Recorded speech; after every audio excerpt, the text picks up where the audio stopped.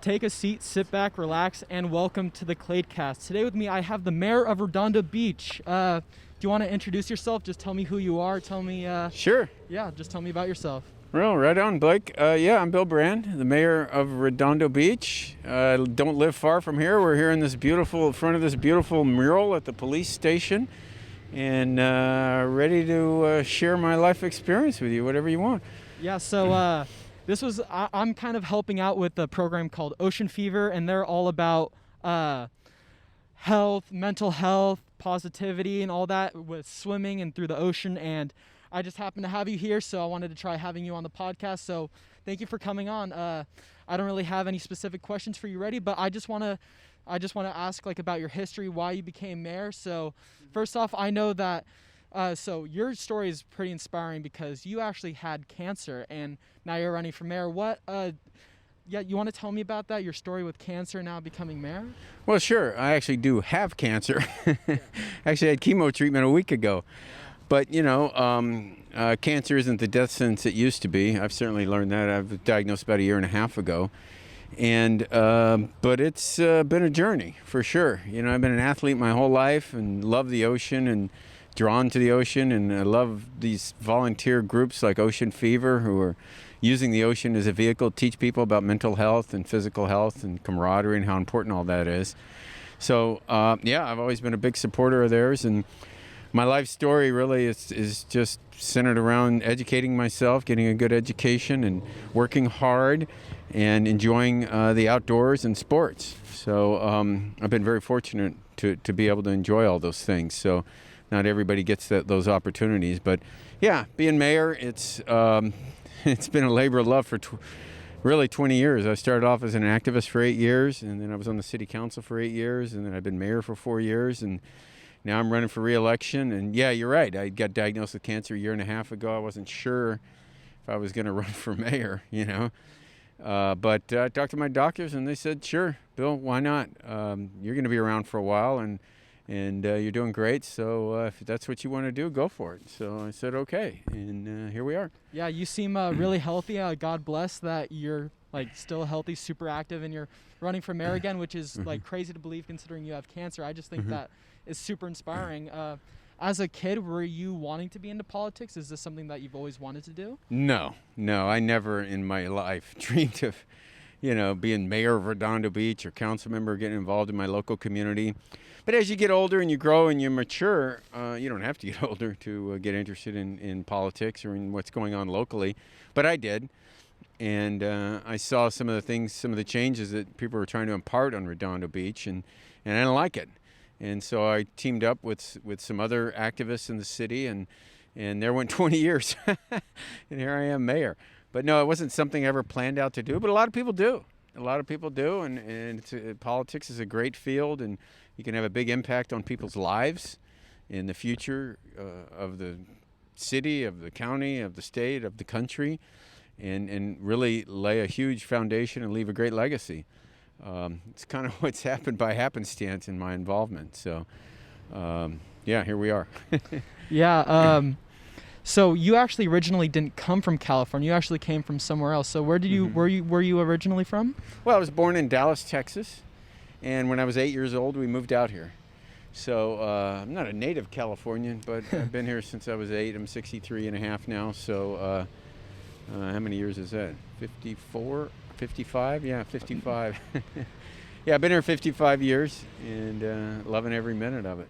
And so why do you want to be the mayor of Redondo Beach? Why were you the mayor of Redondo Beach? What do you like about Redondo Beach?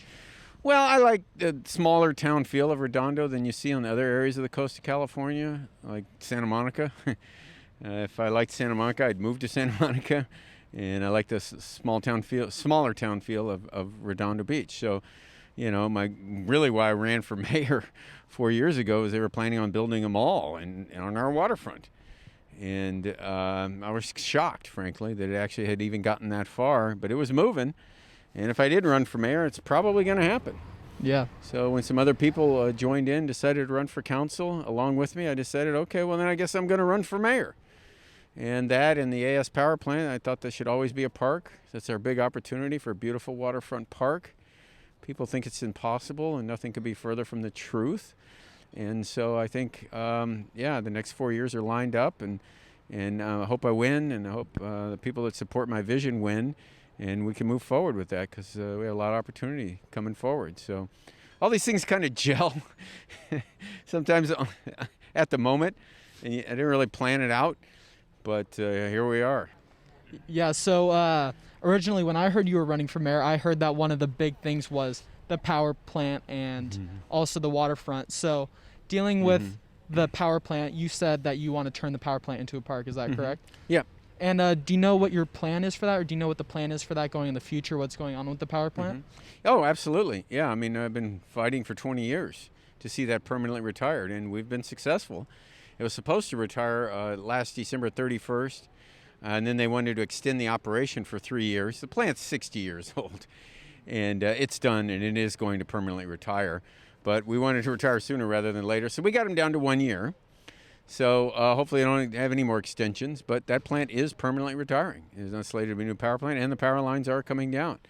So it's privately owned, but it's been zoned for really park uses, and that's really the only use, that in a power plant, for well over, I guess it's been 16 years now.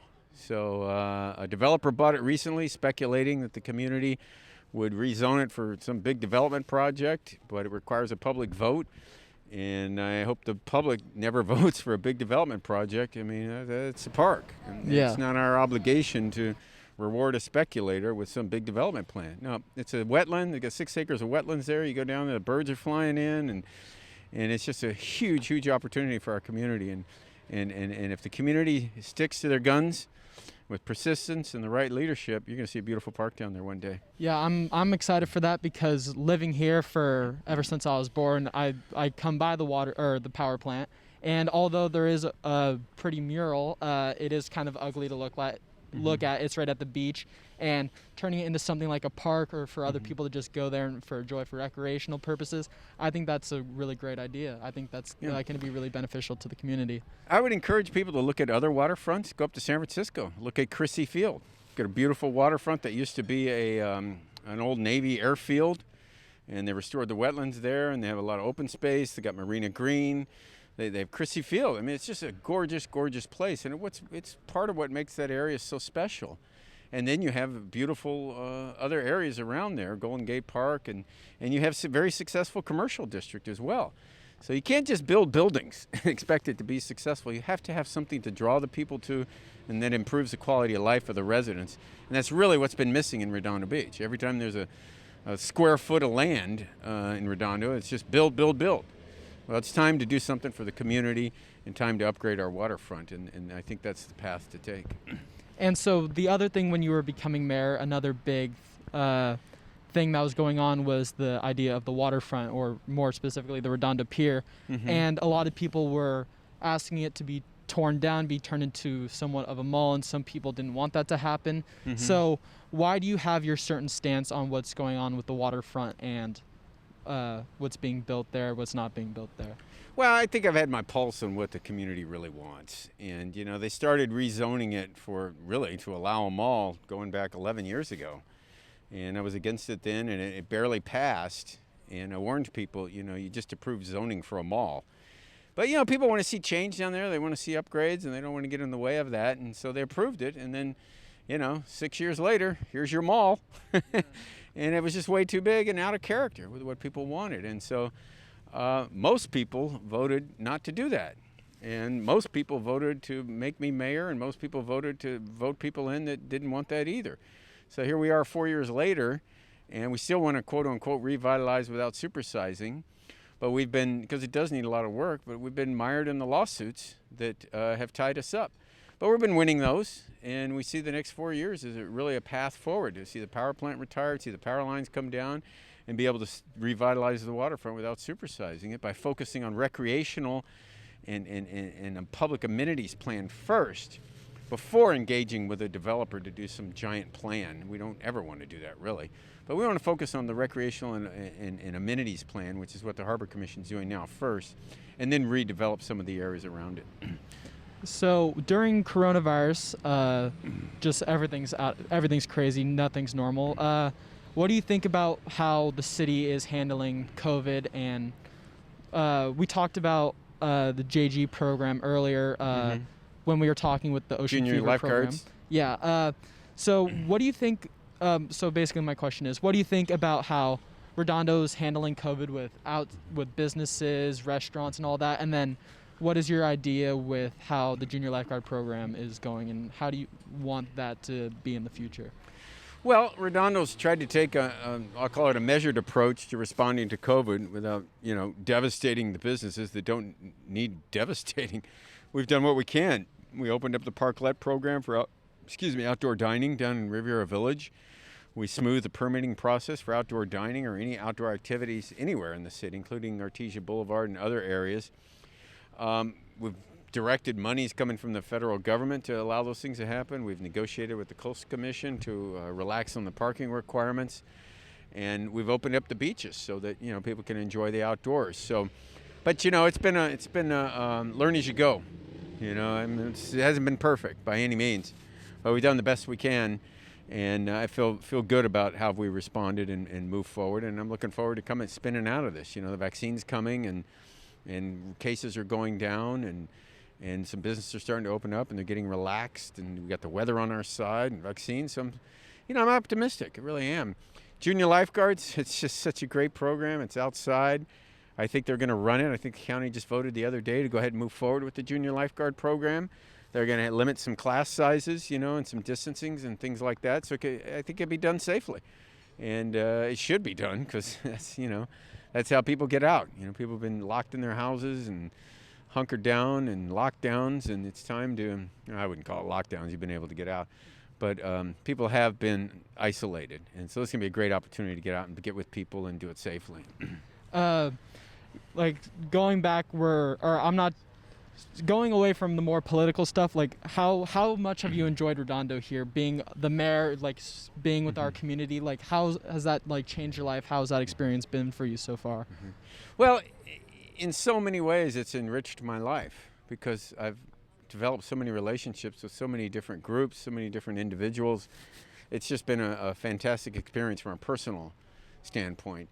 And, to be diagnosed with stage 4 lung cancer and have basically a whole community, whether they've agreed with me politically or not, come out and support me is extremely gratifying. I mean, it really makes you realize also that, there's people a lot worse off than I am. People always look at me like, oh, wow, you get this. And I go, well, let me assure you, there's people a lot worse off than I am because I see it all the time when I go in for my infusions or I talk to my doctors or talk to other people who aren't doing so well. So, but yeah, just being mayor, it just exposes you to so many things. And I didn't realize it was going to happen. I'm trying to think of a good example right now, but just mostly it's the relationships you form with people, and people need help, and the homeless. We've been able to help the homeless, and just kind of keep us on a good path so that we balance our budgets, we provide good police and fire, and that all doesn't happen by accident. So a lot of ways it's been gratifying, and sure, there's been a lot of frustrations, but in totality, it's been a very gratifying experience. What ways do you think that you can improve the community, make the community happier with COVID-19? Mental illness is a really important question that we have now, or not mental illness, but mental health. Sure. What do you think is the best way for people nowadays during coronavirus and in Redondo Beach? How can we improve our mental health? I've always looked to the outdoors and to more of a relationship with nature to improve my mental health. Exercise, just going out and seeing the birds and seeing something in the natural environment, whether you go for a hike on the beach or just go look in trees and see where the birds are. And it sounds kind of crazy, but I really think that humans have an innate draw to nature, and we don't always get that in modern day society. My neighbors have a 2-year-old, and he learned how to turn on his iPad before he could talk. There's something wrong with that, right? And so maybe not, but I just think people need to have more connection with nature and get more exercise and just take that first step. If you don't exercise, get out of anything, you don't have to make a big deal about it. You don't have to plot a course. Just take that first step. Drive somewhere where there's some trees, and drive. Palos Verdes is a great outlet, and the beach and the harbor and the boats and the seals and the dolphins. And we have a lot to be appreciative of, and even just a local park. Go out to Anderson Park and throw a ball around with somebody and meet some new people. I think one of the ways that brings good mental health is camaraderie and talking to other people. And I really believe that we're here on this earth to human connection. I really do. And I think the more you can get of that, the better you feel about yourself, and the more you learn, and more comfortable you get. So, between having a relationship with nature and human connection, I think that's kind of the guiding lights for me in my years. I thought it was kind of interesting how you were just saying that how someone that who could turn on an iPad but can't really talk. Do you think that technology now is harming modern day society, like in kids, like social media? Do you think that that's bad for society nowadays? It's a mixed bag. In a lot of ways it creates connections, and in other ways it creates detachment. I'm guilty myself. Sometimes you can just get in that computer and go on Facebook. You can start looking at videos and listening to music, and it's all very entertaining and distracting. And then you wake up in a few hours, you go, what have I done? Yeah. What have I done, really? What have I done to contribute to society? And the answer is usually nothing. It's not a bad thing, but I think there's a certain connectedness that you can't get through electronics. And it's okay to, learn, it's kind of become the standard bearer now to learn through electronics, and it's okay. But I think you just have to temper it and throttle it without losing track of your human connections and your connections to nature, because that's where it gets dangerous. And you get immersed in online activity, or you get immersed in electronics, and you lose touch with people, you lose touch with the natural world. And do you think now that social media is such a big thing, do you think that social media has a lot to do with political elections and stuff like that? Oh, no question. We see it at every level of government. We saw it at the national level. And people get stoked up, and they get in their echo chambers. And, I think, people need to listen to other people more, and listen with compassion and kindness, and not with, vitriol or let me tell you how it is. Listen to what they're saying and where they're coming from, and take a little deeper look than just locking horns. So, but yes, there's no question that social media has changed our world, and in some cases not for the better, in some cases for the better. I've made a lot of connections I wouldn't have made, but right now, 2021, I'd say it's spun out of control. Look what's happening. They've banned the ex-president from Twitter. Yeah. You almost don't even notice that, right? Mm-hmm. But you stop and think about it. They banned the ex-president from tweeting. That means something. I'm not quite sure yet, but yeah. So yes, it's definitely had a huge impact. And people, I think, are in the midst of trying to figure it out in the same way we're trying to figure out COVID. And we will. Do you think that Twitter's decision to block Trump was a good idea? No matter what political side you're on, do you think that it's okay for a certain social media company to restrict access to someone who's putting out certain ideas that could be intending certain ideas if they go against civil Yeah, stuff? no, I hear what you're saying. And what's happened with social media is you have icons at the top of their industry making decisions like this. They're ultimately censoring him. If it was run by the federal government, would they censor someone like that? Some people would say he's screaming fire in a movie theater. Mm-hmm. And other people think he's speaking the truth, and you're silencing the truth. So it's my problem with it right now. I forgot who the CEO of Twitter is, but he's ultimately the one making the decision. It's Mark Zuckerberg at Facebook that's making the decision. It's Jeff Bezos at Amazon that's making the decision. And so that's where I think some things have to be reassessed, and I don't know how, because things have spun out of control a little bit. But is it right to have banned Trump? If he's inciting riots, which a lot of people think he was, then yeah, sure. It's like screaming fire in a movie theater. Talk to other people, and they think, you silenced the truth. So it's a tough one. Yeah, that with social media and somewhat censorship, it's hard to see, or it's hard to pick one side, because There's good things about it. There's bad things about it, and it is a form of censorship. There's no question about it, except that, when people start if you believe that somebody incited a riot and 5 people died, okay, you're not going to use my tool to do that anymore. Yeah. And I could easily see the CEO saying, okay, he's out. And people died. And there was a riot, and they tried to overthrow the democratic government. So I totally get that more than the other side. But again, it's about listening to the other side. And you have to balance it. But yeah, in general, probably if I was the CEO of Twitter, I would have banned him too after 5 people died. And he stood out there and said, you're not going to win with weakness. And I don't think there's any question that he had cited that crowd. Do you believe Mark Zuckerberg is an alien or a lizard monster? Well, when I think of a lizard monster, I think of horns and really long tongue, and I haven't seen any of those on him. Alien, we're all alien in one form or another, right? So, I don't know. He's not really looks-wise somebody that stands out. Yeah, well, I wanted to end things on a fun note. I know you have to leave, so thanks, Blake. Thank you so much for coming on the podcast. If you're listening or watching, make sure to leave a good rating. Make sure to go support our mayor in his re-election. Thank you so much. Goodbye, everyone. So long, everybody.